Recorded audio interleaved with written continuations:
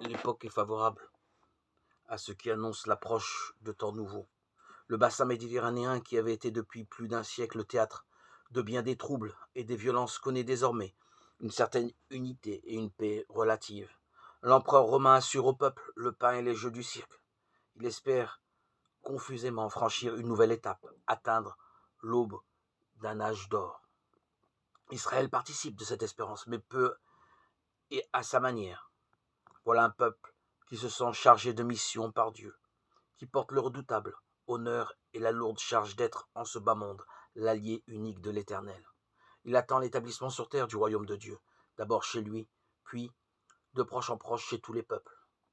Le César de Rome, considéré comme divin par nombre de ses sujets, y compris les orientaux, ne peut être aux yeux du peuple juif qu'un rival, un usurpateur, qui occupe indûment le rôle du fils de David, lequel, à son arrivée, établira un empire juif aussi puissant et étendu que l'empire romain. Et attendre ce Messie par qui se réalisera ce grand dessein de Dieu, on finit par penser que c'est pour demain, très bientôt. Car on n'en peut plus, on se répète, pour se les appliquer les paroles attribuées à Isaïe 8 siècles plus tôt. Nul ne porte plainte selon la justice, nul ne plaide de bonne foi. On assoit son assurance sur du vide, on parle creux, on conçoit le dommage et on enfante le méfait. Nous espérions la lumière et voici les tensions. La clarté, nous marchons dans l'obscurité.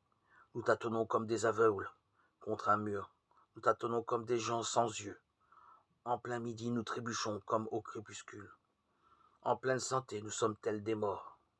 Tous, nous grondons comme des ours, comme des colombes. Nous roucoulons plaintivement.